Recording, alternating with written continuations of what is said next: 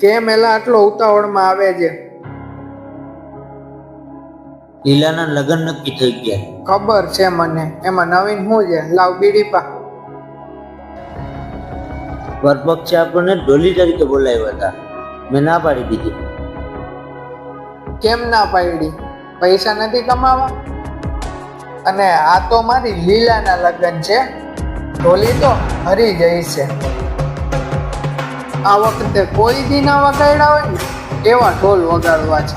આ જગતની એ કઈ ધૂન બાકી ના રહેવી જોઈએ. ભેગા કર બધાને પ્રેક્ટિસ માટે. આખા કાલાવાડ તાલુકાને ખબર પડવી જોઈએ કે હરીની લીલાના લગ્ન છે. કોના? હરીની લીલાના.